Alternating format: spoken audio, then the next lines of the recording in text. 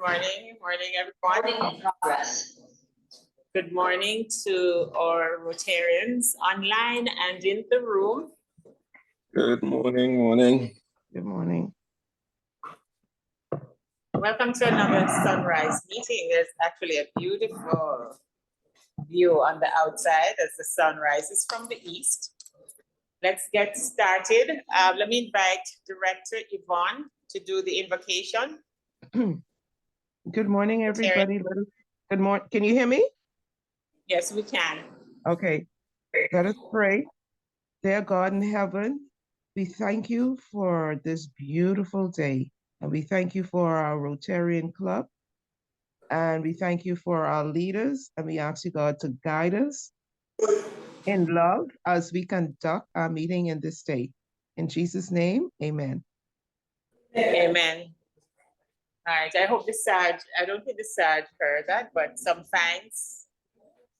Oh, we have visitors. Welcome. Okay, we forgive you for that.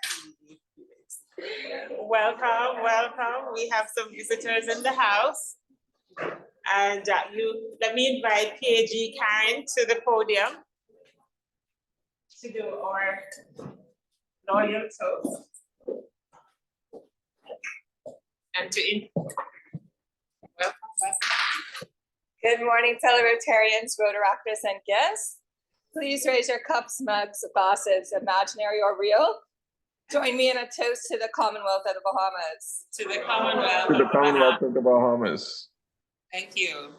Guys, I'm so excited. I see some faces, familiar faces, Rotarians, Rotaractors in the room. Welcome. But I won't take away the Secretary's job. I just asked it to be seated as we are just getting started.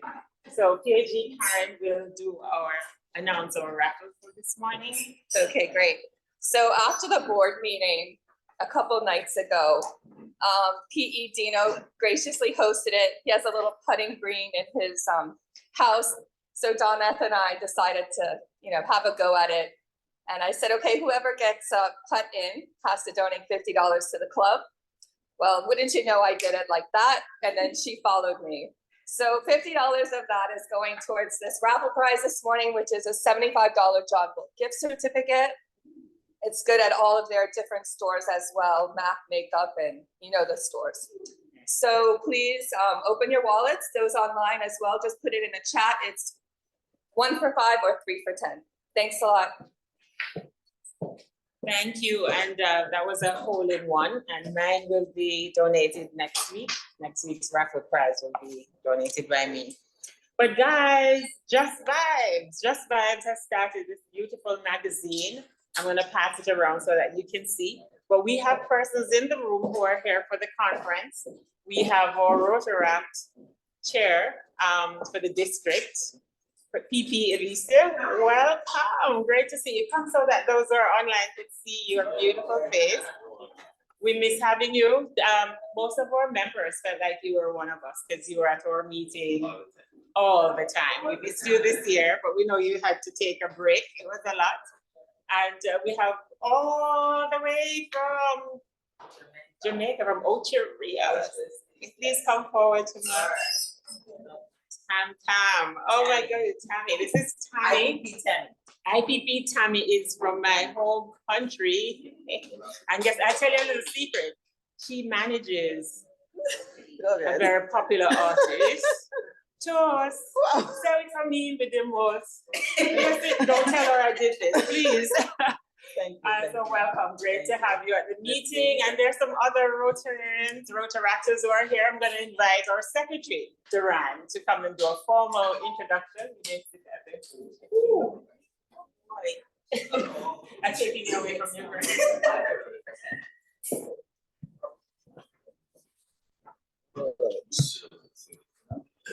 So good morning, everyone in the room and online. He's going to introduce. So I see a few. I'm sorry. I didn't get it.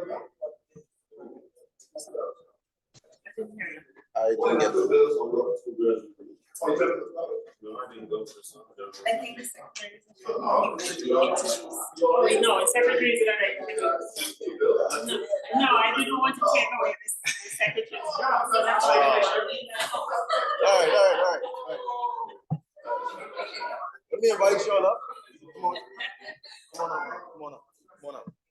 Introduce yourself. Come on, man. Introduce yourself.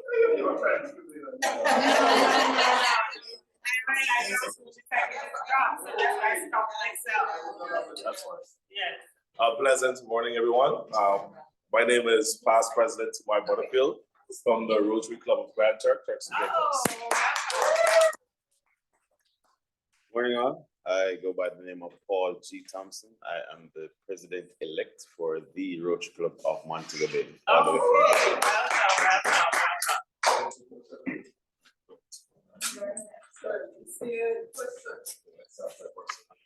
Good morning, guys. My name is Felix Stubbs. I'm from the Rotary Club of Nassau Sunrise.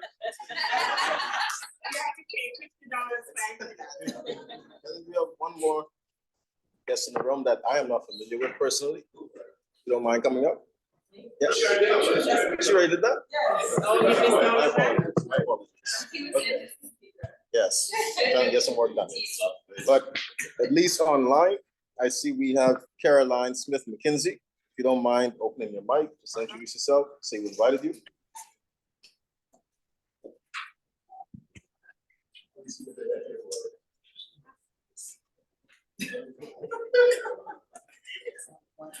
As well as I see Deidre Brennan, who's also the president of the Republic. Good morning. My name is Carlene Smith McKinsey, and this morning I was invited by Miss Marsha Bain. Welcome. I see Marsha's online. Welcome. That is pretty much it for all of our guests in the room, as well as virtually. So I believe that is it for me. Okay, thank you, Secretary Duran. Oh, I think we have, my husband is visiting as well, soon to be Rotarian, Michael Cartwright, welcome. Good morning. Well, thank you very much. All right, okay, thanks. So guys, this beautiful magazine, as I said, Just Vibes, conference has started, and PAG Khan went to the opening last night. I was on the but I heard time. And so I'm going to pass the magazine around, and I think we wanted to maybe invite. So this is your pretty dress, right? You wore it twice so far, right? Show you just something.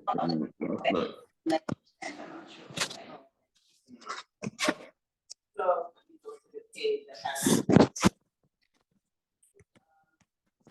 I'm speaking today, so if you haven't registered for today, please make sure you are speaking on as a panelist in a very interesting discussion about Haiti and human rights and so on. So if you're able to come, that starts at about 10 a.m., I believe, 10:50 a.m., One Caribbean Haiti, and we'll be discussing Haiti and all the human rights issues that affect them there and here at home. So they have really fun activities planned. I'm sure we can see some of the speakers from our club, and it looks like it's wonderful. The only side part is that Saturday is my birthday, so I won't be able to come to the party. Oh, but it looks good. Friday night, you have the Friday night kickback vibes, and I should be there. And that's a Blue Jeans event on Friday night. All right. Okay, so let me pass this around, Secretary Duran, so persons can view that. All right, this morning we have, man, these raffle tickets are speaking a lot. This morning we have a hot topic ahead of our speaker, and it's called Are Smart Devices Hurting Literacy? Well, you know, years ago, I had a secretary who used to say, how do you do it? If I had 2,000 clients, I knew their numbers from my head. Now I hardly know anybody's number, maybe just my immediate family and a few friends, because the smart device causes you not to even memorize people's numbers anymore. Some of it is what? No, it has nothing to do with age. Oh, fine. Nothing to do with age. I know that it doesn't because I have the gift of recall. When I have to remember something, and that's a training in law school, because sometimes you can't even rely on your notes in court. You have to be able to speak without even referring to your notes. So I don't think I'm there yet, but I think devices have caused us not to maybe use some parts of our brain as much, or to keep some things in our memory bank because we rely on that. So do you think it's replacing literacy? Do you think kids are now playing games rather than reading? Let's hear your take on it. So that's hot topic. Anyone is open in the room or online to make a comment on that. I think it is, and not only that, I think students use it a lot in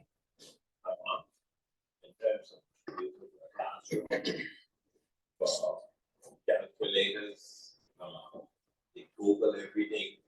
So a lot of stuff that they would have researched right down the phone.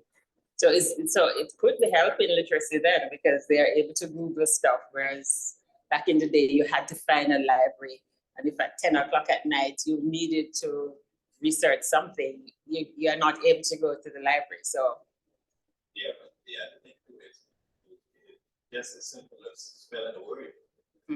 Phone does it for you. right. You don't need to learn to spell the word. Yep. So it has its pros and cons, obviously. Anybody else has a comment on our hot topic? Yes, IPP Tammy. I think we're in an era of information overload. Because we want to know so much, we want technical devices to help us get it faster. So that shouldn't be a thing, because our brains work in such a way where you use an electronic device and increases our motor skills. To be able to create a phone that does many things, you have to understand how to.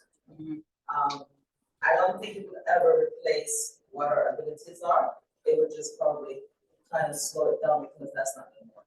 Take it away, you have to go right back to that. So nothing really replaces just what we have to do. So if I choose not to have a phone, then people will be forced to send me an email, or if I don't use any device at all, send me a snail mail and I'll be okay. So it all depends on how we choose to advance our knowledge and why we're doing it. But we're rushing, and then at the same time, you know, it's all about time. That's it. Right. So it has its pros and cons. You have to use it to elevate yourself in a way. If it works, it works. But I just feel like we have so many things to do. So, you know, we'll put these things in place for us to be more efficient. And if you stick to that reason, you can do it. You can use it in a proper way. That's my take on that. Yeah. All right. Any other comment online? Anybody online wants to participate in our topics? Just one more minute, less than a minute. Last week, our PP Sophia shared with us how artificial intelligence is now paving the way. They said it is here. And I actually tested it, PP Sophia, did a letter, put it in there, and it fixed the letter so perfectly. I couldn't have done anything more to it. So yeah, we have to know how to use it so that we don't lose our cognitive skills. We still have to have, you know, use our own thoughts, our own, you know, you have to know how to use it to your benefit, because you can't direct it to do what it can't do. So it's interesting what the future holds. What's going to happen is how we measure intelligence will change. And what we thought was, you know, this great cognitive ability, that's going to be replaced by how well you understand how to use AI. So that's going to become how you use the information, not what you know.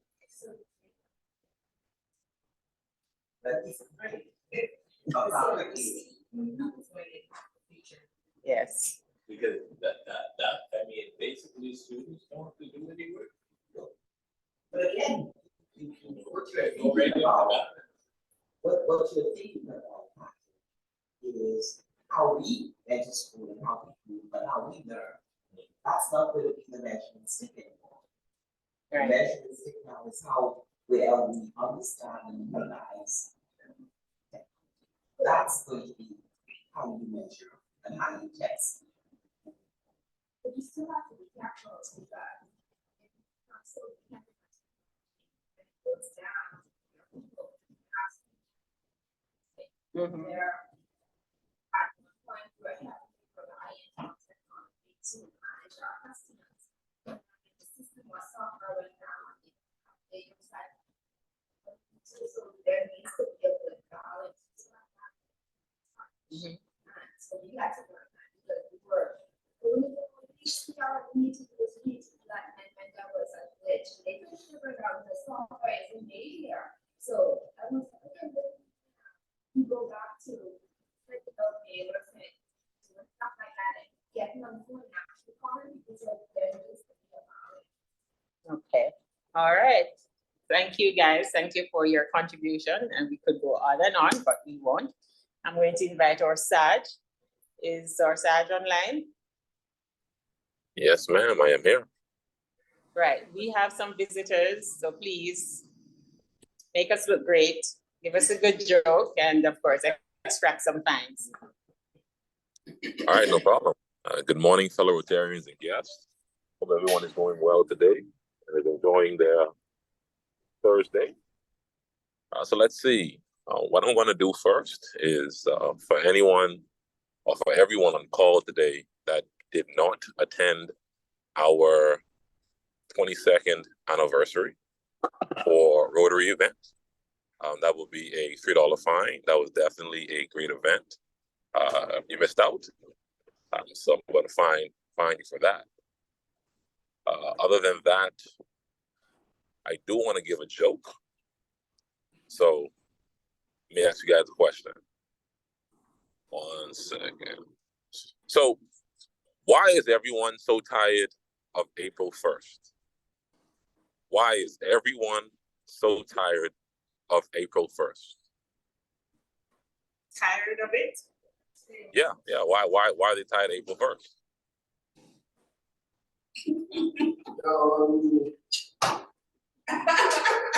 Someone say steel joke. I think that it is what goes. Tired of the stale jokes? All right, so the reason why everyone is so tired of April 1st is because they've just finished a long 31-day march. All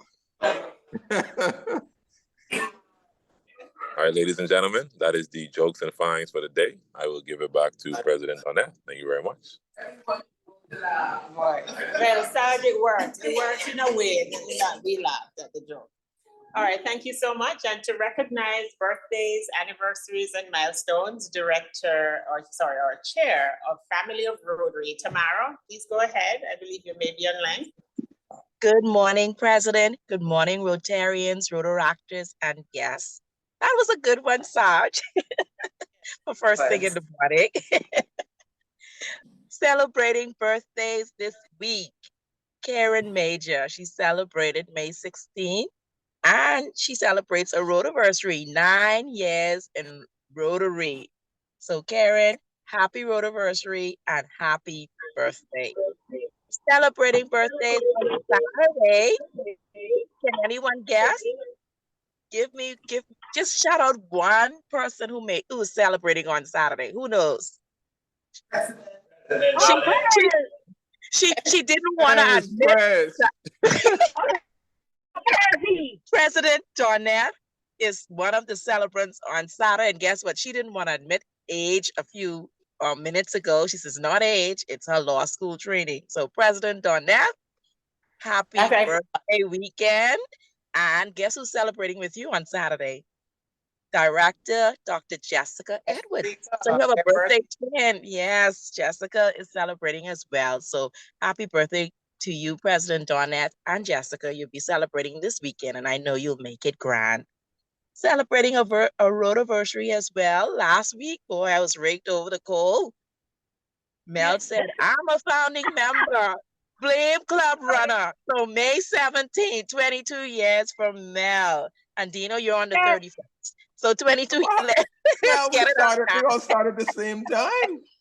Yes, We're we induction. That's what the club Fix the induction. club, That's what we brother. Fix started. the club, brother. I agree with Dino. We were all inducted at the same time, so I don't know So, why we have to. did you fill out your application? Did you pay your dues and all that stuff on the same date? You know what? 22 years ago. But you're May founding members. You're May founding members. So let me get that out. And so happy Roadiversary to you and Karen as well. Blessed day. Thank you, President. Turning it over to you. Great, it's great that we still have our founding members around. So let's give them a big round of applause. We celebrate 22 years, and I'm actually just a little bit older than the club. And if you doubt, then you can come to the Jamaican consulate. I'll show you my passport. You're as old as our nation, President. Yeah, thank you. All right, so now we'll take announcements. Are there any announcements? I know my fundraising director, are you ready to make an announcement? Are you online? All right, anybody from the committee? All right, good morning. Good morning, I'm here. Good morning once again to my fellow Rotarians. Just wanted to remind you, please, we are having a old school dance June 10th, 8 p.m. at Crypto Isle. We're expecting everybody there. Everybody deserves a night of fun and stress-free evening where they can just dance the night away. When you dance, it really does release your stress and it gets rid of it for at least a good hour. So please come on down. Save the date. And also we are looking forward to receiving a donation. A case of soda is less than $15. Less than $15. That's probably like, I don't know, maybe 5 cents a day for the next few days up to the date of June 10th. So please contribute. Reach out to one of the committee members and give them your donation. And the tickets will be out shortly. We're expecting you to purchase. It's going to be an evening of fun, dancing. Chicken in the bag will be there, along with the strawberry, grape soda, etc. Old school. If you know anything about old school, you eat a chicken in the bag with a strawberry or grape soda. Thank you. So you don't have to all donate the soda. You can donate cash. We're trying to stock the bar with donations and support from the club. So any help you can provide is greatly appreciated. All right, thank you much. All right, thank you, Dino. And just another announcement, changeover, please save the date. It's June 29th at a venue to be decided. We'll be having our changeover as we pass the baton to PE Dino and his wonderful team. And I think coming shortly after that is the golf tournament. So those of us who are in the golf group, we need to start brushing up our golf skills. Last year I played with 2 persons who had the ball. They were out of balls by about the 9th hole. Secretary Duran and Keith, you guys need to work on it this year, man. You made me look like a golfer. So please start practicing. You know, we're going after PDG Felix, you know, these big time golfers. We need to show them something, but you have to work at it. So let's start that from this month so that we'll be ready for July. All right, is there any other announcement? All right, just to say also that we have our satellite club. We have about 8 members who have indicated an interest. The board has met. We have approved the satellite club in principle. We're now awaiting the interview of individual members, which I think should take place this week. So if you have persons that are not able to do the morning meetings, they're not morning people, but they want to give back to Rotary, the satellite club is a great way for them to work with the club. And we have some specific projects that we're going to assign to them so that they contribute to Rotary and to the development and betterment of our club. All right, so I won't stand in the way of the guest speaker. We have a wonderful guest speaker, our own Janelle, who has a very interesting topic. Disrupt the literacy confusion, a formula to enhance youth engagement. And very fitting for Youth Month, I'm going to invite Director Simone online to introduce our guest speaker. Director Simone. Thank you, President Doneth. Good morning to fellow Rotarians and guests. It is my pleasure to introduce our guest speaker for my personal reasons, because I know we look the same age, but I used to teach her myself. And so it's always such a privilege to see your students flourish and bloom into the people that they could be. And Janelle has proven herself over the years to be a very passionate, committed, dedicated, sacrificial educator who goes above and beyond for the development of people. Janelle Cambridge is presently completing her doctoral studies at the University of Calgary in Canada. Her employment background is diverse in education and hospitality, with over 20 years experience combined. Janelle is a former hospitality instructor and literacy instructor with the Ministry of Education. She has spent the last 5 years in the role of Learning and Development Manager at Bahamar and presently serves as the Outreach Programs Manager. Let us give a warm sunrise welcome to soon-to-be Dr. Janelle Cambridge. Thank you, Simone. Good morning, everyone.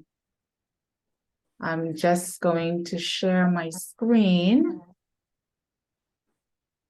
I was trying to make it in person this morning, but I usually have to be to work at 8 and I have a session at 9. And so it would have been very, very difficult for me to get here in time. I was trying to borrow a motorbike or a scooter.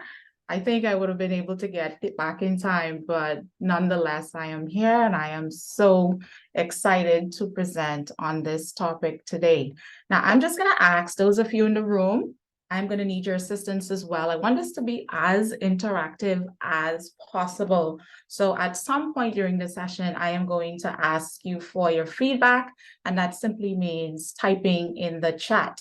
So our topic today, our very, very short discussion is disrupt the literacy confusion, a formula to enhance youth engagement. And this topic came about during a conversation that I had with some educators. And so we're going to diverge into that a little bit later in this presentation.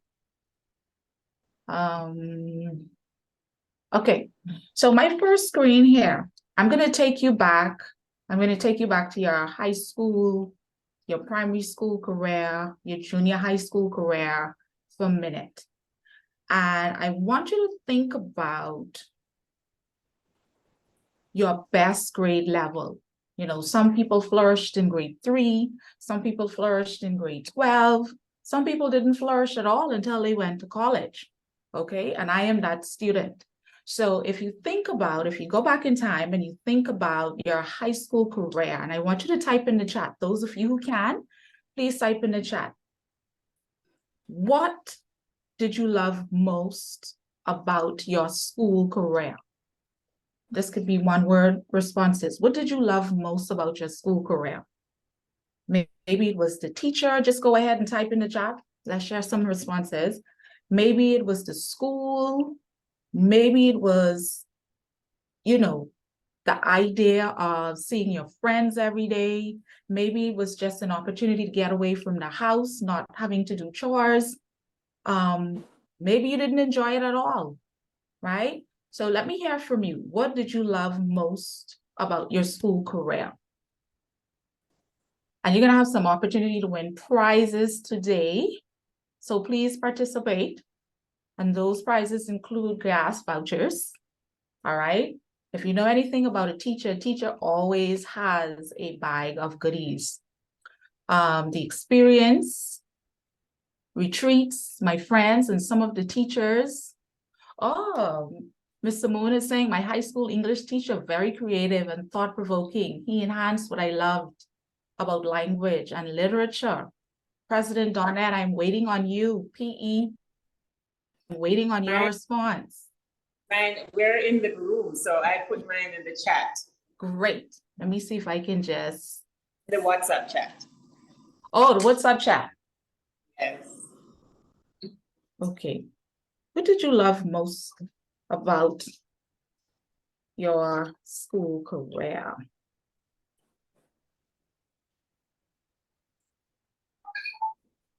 Okay, so President Donald is saying the friends she made in school, excellent.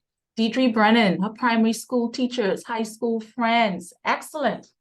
So it seems like if you look at, I have two photos here. And if you look at photo A as opposed to photo B, which one currently today would you use to describe our high school students or primary school students? Which category would you put them in? Is it photo A or photo B? Are most of our students excited? What do you think? I think most of them look like photo A because they are used to so much interaction with technology now that the classroom is kind of slow for them, I believe. Okay, that's a really good answer. One more, just unmute your mic and go ahead and share with us. For primary, I want to say, and I look at the students, that it may be photo A. They seem to be excited. But for photo B. But for high school, it may be photo A because they look like they're just trudging to school. There's no excitement to get there. So I want to say B, there may be an excitement for the primary level, and A, there may be that, I don't want to be here for the high school. Yes, and that is exactly what it is. All right. So most of the students will fall in the category of photo A. They're bored. They're totally disconnected from the teacher, from the class. Maybe have a why am I here demeanor. They lack motivation.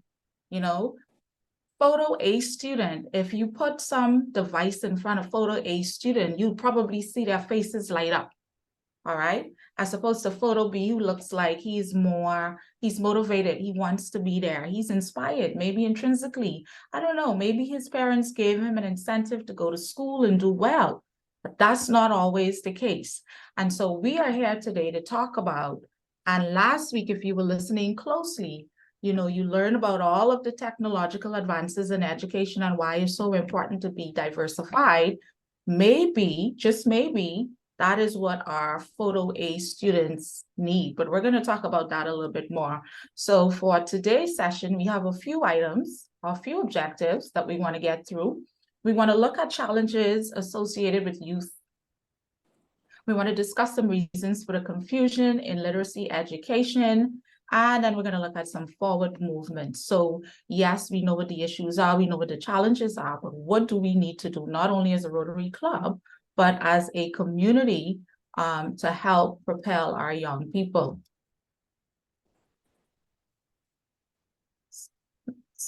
So this is a statement. It says, every important social issue is impacted by literacy. Every important social issue is impacted by literacy. When individuals learn how to read, write, do basic math, and understand the basics of computers, they have the power to find sustainable employment and ultimately change their lives. So with this statement in mind, I think the discussion is timely. And so what are those social ills? Why are students being challenged? All right, we can put this in two categories. All right, we have our school community, we have home community. There are some issues that are being experienced in the school, and there are some issues at home compounding the problem. So these are all ideas, or these are all suggestions that we are aware of already.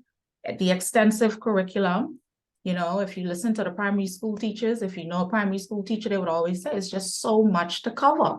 The classroom sizes are so huge. Do we have passionate educators? Yes, we have educators, but are they passionate educators? There is a huge difference. Are educators receiving the knowledge that they need to empower these students? What about teaching efficiencies? And when we identify an inefficient teacher, what happens? And then you have the teacher who is, you know, they're like we said, they're passionate, but you also have teachers on the opposite end of the spectrum. They're boring and the lessons are tedious. So, you know, during my 15 years, you know, you always had teachers who said, you know, I just have to get through the curriculum and, you know, for the final exam, we need to cover A, B, C, D, E, F, G. At that point in the classroom, how many of your students are actually absorbing this information? What forms of technological devices are you using in your classroom to help bring out the best in our students? And then, of course, there's the topic of financial constraints, right? Teachers are not being paid well enough. Teachers don't have the resources to deliver world-class lessons. And then when we look at our home community, where's our parents? Okay, the community is changing, the home life is changing because now parents have to work. There's so many single mothers, there's so many single homes, and there's nothing wrong with that. But if you think about it, if mom is always working and dad is always working, who is there? You know, a lot of times parents want the teacher to do it all on their own. It cannot happen. It's a collaborative effort, right? Lack of family support. So yes, I have to work. I don't have anyone to leave Johnny or Mary with. And so, you know, they're faced with doing homework assignments. There's no structure, race, ethnicity, socioeconomic status, and then infrastructure. I was recently talking to a senior mistress at one of the government high schools, and she said, you know, we're embarking on Renaissance, and some days you can assess the children, some days the students can't get on, you know, because of, we just don't have the facilities. It's either poor connection, you're always dropping offline, all right? Then criminal activity. If I can, I don't know, somebody can give me $500 for standing on the blocks, and then I have to go to school and listen to a teacher talk about doing homework and having tests. Come on, where do you think that child is going to want to be? They may prefer to be at work, whether it's in a gang or not. And then the village approach, where is that? Does it even exist? It takes a village to raise a child. I always grew up hearing that, but does it really exist? You know, when you pick up your child and you go home in the evenings, you go in your homes and you don't know what's happening next door with little Mary or Johnny. And again, financial constraints for the parents as well, because sometimes they just don't have the funds to be able to give it to these young people or to be able to invest in their children like they need to in terms of books, in terms of laptop devices. And certainly COVID-19, the pandemic, has certainly taught us that we need to move forward with the times. And that means I think every child in the Bahamas should have a laptop, because we don't know what else is out there to come. So we need to be prepared. So if it's anything that we learn from that, it's definitely that we need to invest in a computer, in a laptop, whether it's desktop, for our students. I said, you know, we always plan for everything else. As a parent, sometimes you would hear, my child is not going to wear anything but name brand. And you see these little babies wearing Tommy and Nike and Jordans. And that's it for their entire life. So, you know, we plan, but are we planning for the right reasons? So what is confusing about literacy? I had an opportunity to speak with some teachers. What is so confusing about literacy? And for these educators, I'm going to share with you some of the comments that were made. The first teacher said there are issues and concerns, but governments, past and present, fail to address the problem. The second teacher said to me, policymakers are aware that some students will never conceptualize basic literacy and numeracy skills, but they still expect a miracle. The third educator commented, make it make sense. We will never achieve a graduation rate by the year 2030. And I think that goal was to increase the national graduation rate from 50% to 80%. Okay. The final teacher said, where are the trained literacy specialists and coaches? The schools need specialists, especially at the primary school level, right? And this teacher, she referred specifically to math, English language, literacy, etc. So in the primary schools, the teachers are generalists, all right? You be in grade 3, 4, 5, 6, and one teacher pretty much teaches most of the subjects. Most of the primary teachers I spoke with believe that every subject should have a specialist.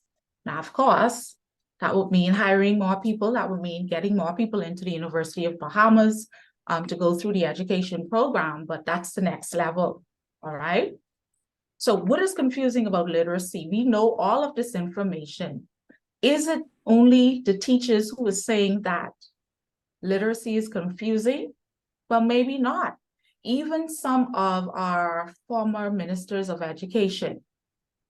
So Desmond Bannister, the Honorable Desmond Bannister in 2010, he commented, the mathematics and English language test scores reflect an issue of national concern, highlighting the need for continued emphasis on improving literacy and numeracy skills. And then if we look at what Minister Fitzgerald said in 2015, 5 years later, in the area of literacy, it has been noted that students are still struggling year after year. And then fast forward to 2017, Minister Lloyd commented the way forward involves a renewed focus on a few key areas, including numeracy, literacy, RC, and cognitive skills. So we are not confused at all. We are aware that there are challenges involving the youth. But you might be thinking, you might be sitting and thinking, wow, if we notice, what are we doing? What are we doing? What is happening? Where's the Ministry of Education? Where's the Catholic Board of Education? Where's the Anglican Board of Education? We know what the issues are, but what are we doing? We are doing, it may not be as fast as enough as some people want it to be, but we are doing. This comment says there's a significant correlation between high levels of engagement and improved attendance and achievement. So when students are engaged, they are motivated, they want to go to school, they can't wait to go to school. They want to do more, they want to be more, they want to contribute to the growth and development of the Bahamas. But how are we helping them get there? And the question is, the real question is, are teachers aware of the type of learner that they have in their class? And if you are aware of the type of learner that sits in the class every day, what level of engagement is that student at? And we're going to look at that right now. So these are the various levels of student engagement. The first one is a rebel. Now, this student has to go to school because mom is probably saying, boy, get up out of this bed and go get ready. Let's go. I have to go. You know, I didn't get my education. It's time for you to get yours. So this particular student is just barely doing the bare minimum. And then we have the retreaters. This is the student who would probably sit at the rear of the class. It's frequently absent. You know, this is probably the student who says, y'all ain't making no sense today. Does not want to be bothered even when they show up to class. And then we have passive compliance. This engagement level, the student who falls in the category does enough work to get off the radar. You know, I don't like school. I don't want to be working, but I can't afford to have this teacher contact my parents. And then you have the ritual. And so this student is proficient. Maybe they want to go to college. This particular student volunteers in class as well. Most of our students, according to research, fall in this particular category. So they're doing the bare minimum. I'm going to school. I don't need to make an A, but if I make an A in a particular subject, hooray. And then we have authentic. This is the student who stands out in the crowd, is competitive and set goals. Now, if you think about the dynamics of this class, let's just say we have about 30 students in this class, all right? And 4 or 5, maybe 3 fall among the areas. What are some of the things you think can be done? This is the high school level. The way that you would teach a primary school student is not the same way or you would engage a high school student. So from grade 1 to 3 for me, it was lit, like the young people would say, right? I loved it. There was music, there was singing, there was dancing. After grade 4 and up, I don't know what happened. All right.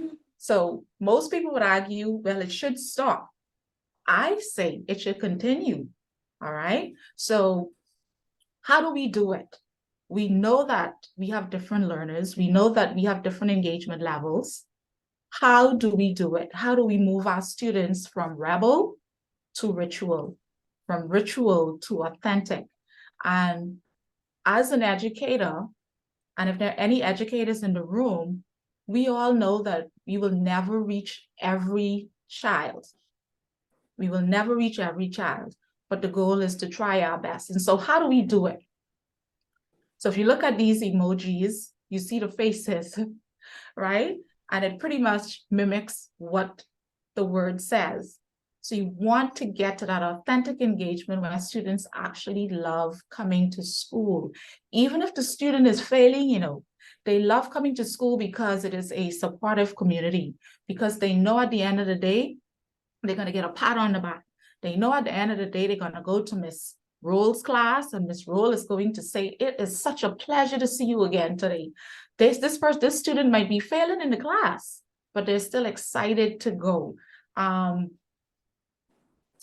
I think when I started to teach, which was some 20+ years ago, most of my students fell in the retreatism, right? So the engagement level was low. I started off at C.C. Sweeting Senior High School, and that was a culture shock. Students were coming, students were not coming, they didn't want to be there. It was like you give homework, you give a test, you give the paper with the test, and the same information on the test, that is what you're testing them on, and everybody will still fail. And so I had a lot of work to do, but I was up to the challenge. And so if we're talking about engaging youth, if we're talking about engaging the people who we're looking forward to them to take over the country in the next few years, there are some things that we need to do differently based on this chart. So after 2 weeks, according to the Mississippi Department of Education, it says after 2 weeks, 10% of what we read is remembered. 10% of what we read is remembered. And consider reading comprehension here. A lot of students can read, but they're not comprehending what they read. 20% of what we hear is remembered. 30% of what we see is remembered. 50% of what we see and hear is remembered. 70% of what we say is remembered. And 90% of what we do is remembered. Again, considering this in mind, what do we need to do as educators to engage our students? And we're not only engaging our students for today, we're engaging our students for tomorrow, because we know that when we develop, I want to say when we develop engaged students in the classroom, these students matriculate into the workplace and they fit in so smoothly. Think about the people you work with and how difficult it is to get them engaged. They will probably the same way in school, right? So if you work with somebody who's not engaged, maybe you need to look at this chart. Maybe as a manager or supervisor, it's something that you should be doing and you're not doing it. That's just a thought, right? So what is this formula? So considering all of the facts, what is the formula to enhance engagement with our youth? I'm clicking and the screen is moving very slowly. So this is the slide where you have the opportunity to win a gas voucher, a $30 gas voucher. And on this slide, I have some formulas. And based on, because I think this lesson spins off the presentation last week. If you consider all of that information that was shared last week, what you know, and what you see on the screen, I want you to tell me what you think the formula for enhancing literacy among youth is. What do you think that formula is? So just go very quickly. I'm going to type. We're almost finished with this presentation. Maybe one person unmute your mic so we don't take too long with this. I just checked the time. What do you think the formula for enhancing literacy is? Just unmute your mic. One volunteer. Could be anybody.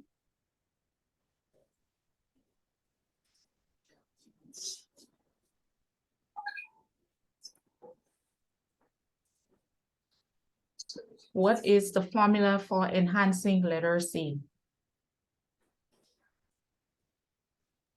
I'm gonna just throw this out there because I have a son who's autistic, and just reading to him more and engaging him in what we've read in everyday life, I believe that can be helpful. So either listening to audiobooks or reading, and having children follow along and exposing them to more stories in some form. Okay, I love it. One more person? That was excellent. One more person. I think I'm going to jump in and say making the learning environment inviting and fun. You talked about the kid who may be failing but is excited to come to school. If he's in the right environment, he can probably get more. But you talked about keeping the environment engaging as well and not stopping the fun play at grade 4, but having interactive learning modules built in. So that's my contribution. Excellent.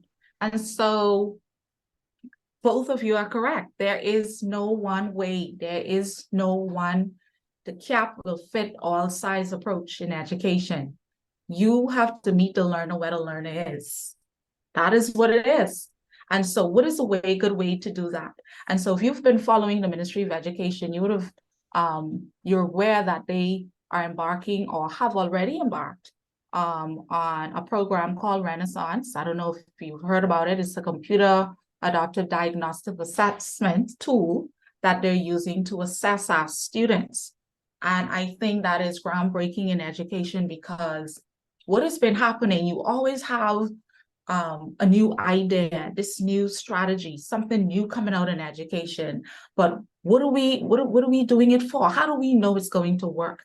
And so the first step on finding out how to engage our youth, we have to test them, because we need to know where they fall along the learning continuum. All right. Some students may have dyslexia. Some students may be on the spectrum of autism. Some students, you may just find that they lack motivation. They can do it. So there is no right formula.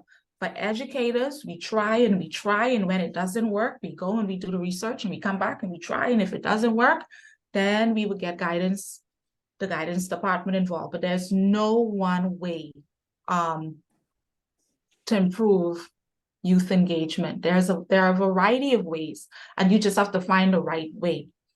So very quickly, I'm going to go over these. So opportunities for us to diversify.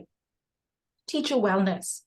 And this is in no order of importance, but I think if teachers, if educators are happy, they're going to continue to go above and beyond. All right. I will say that if you find a good teacher, cherish that teacher, because not all teachers are a good teacher. Okay, and that's the reality. It's not that I'm pointing fingers. Remember, I was in the system for over 15 years. And so I know Okay, so teacher wellness. So those teachers who are not doing so well, we still need to find programs to assist those teachers. The teachers who are doing well, we need to continuously motivate them, support them, give them the resources. All right. It also talks about accountability. Yes, you're showing up to school every day, but what are you doing when you show up? Just because you sit in the front of a class in a book and you read, that's not effective instruction.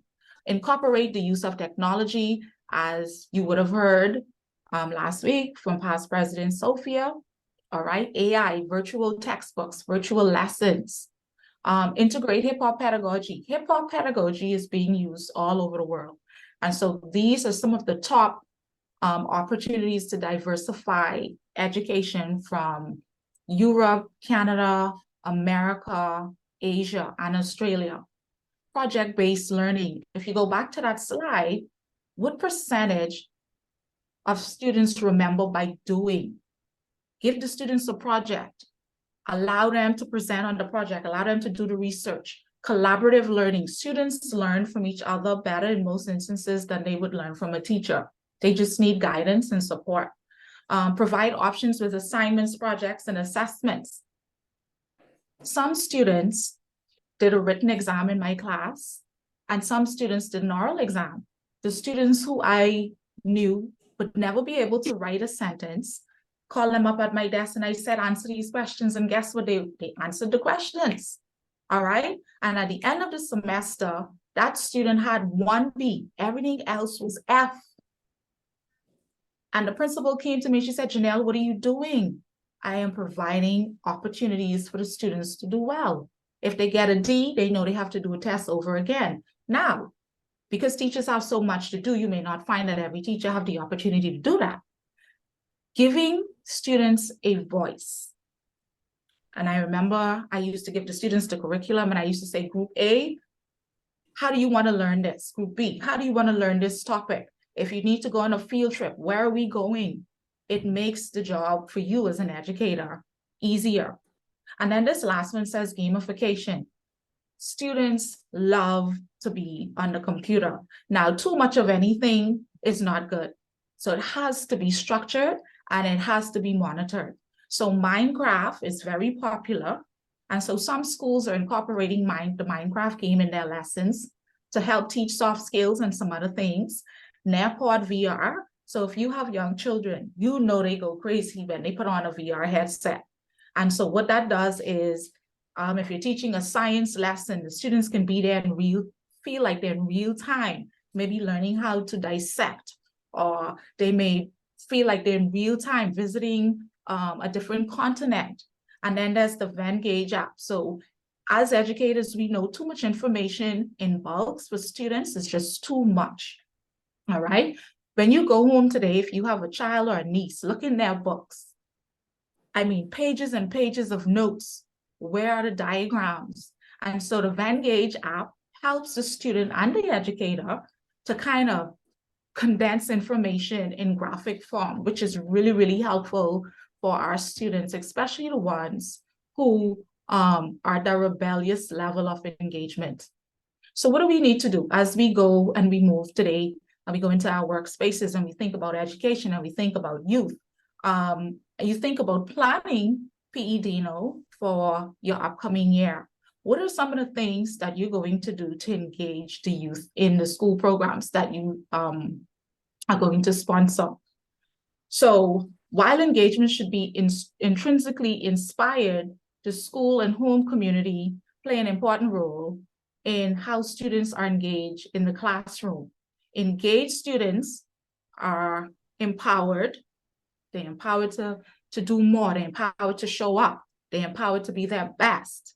This in turn enhances critical approaches to learning, enabling the average student to learn more and do more within the general education classroom. And I think this is the goal. So the one takeaway from today is that there's no one cap fits all approach in education. We must treat each student differently and just encourage our students to do well and make sure that the programs that we are planning for our young people are programs that they have a voice in, allow them to plan for themselves, allow them to take ownership, and allow them to be empowered, because from this, you'll see a difference in the workplace. And that is the end. I try to get that presentation in 10 minutes, and I hope I met the time. So are there any questions for me? Comment?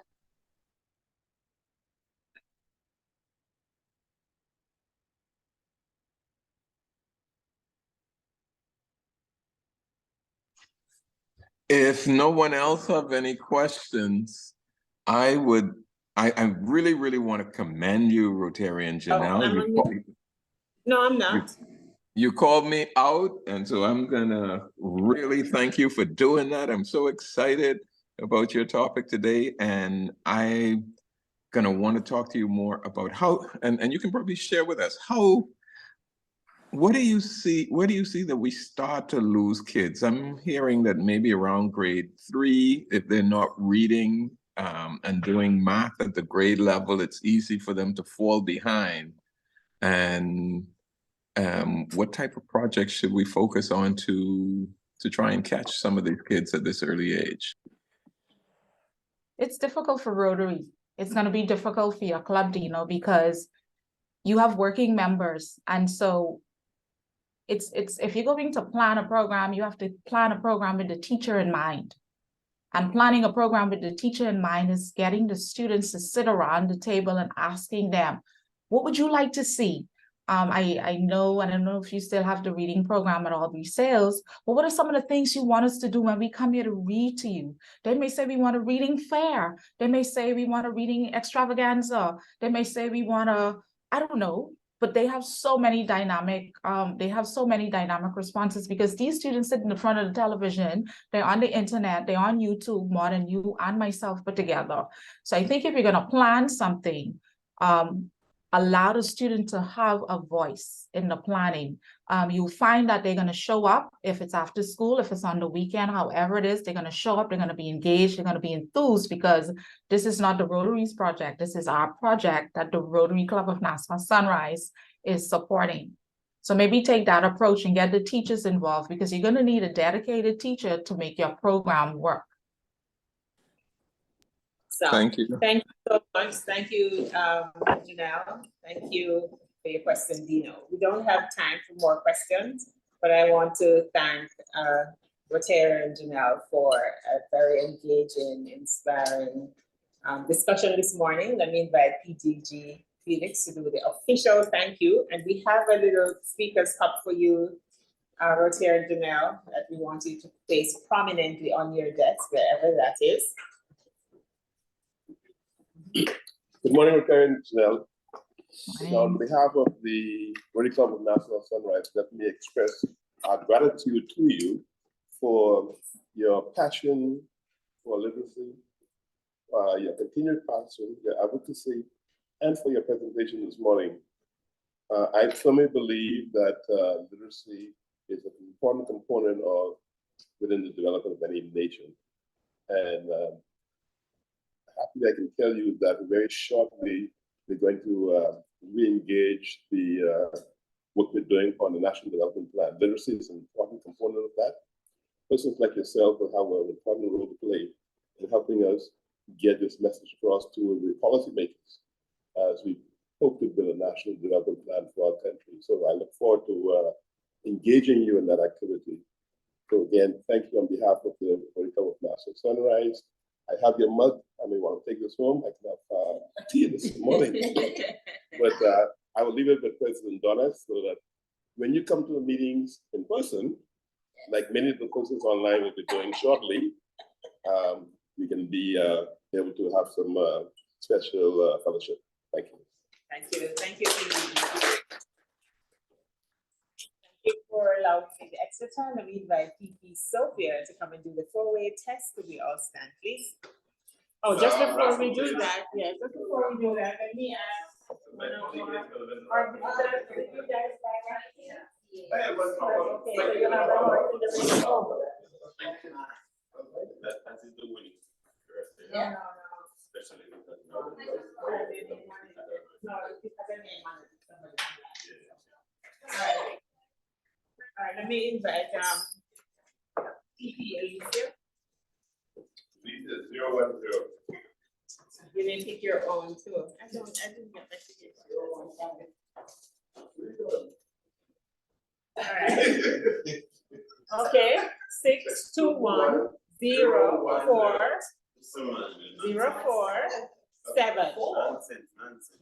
Oh my gosh, it's mine.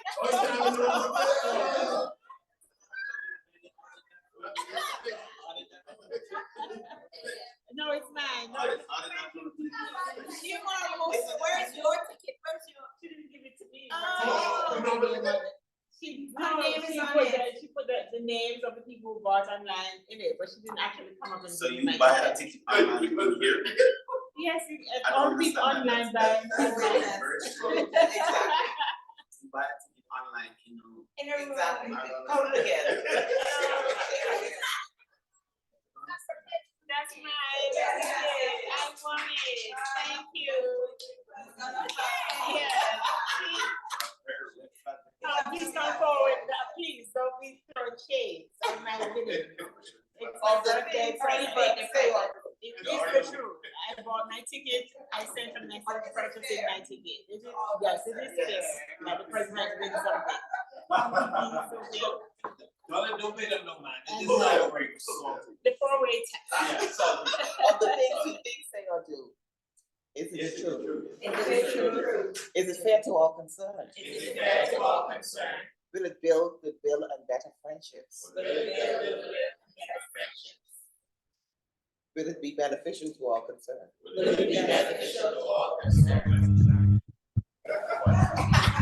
And to take us out of here with our final toast, P.E. Dino, our final toast. The final toast. Will you all raise your glass, your mugs with me to Rotary around the world? To Rotary around the world. And I want to say a special toast to Rotary Club of Ocherias, the Rotary Club of Rotary East, the Rotary Club of Becker, the Rotary Club of Montego Bay, and the Rotary Club of St. Martin's Sunset. All right, have a wonderful day, everyone. It's now terminated.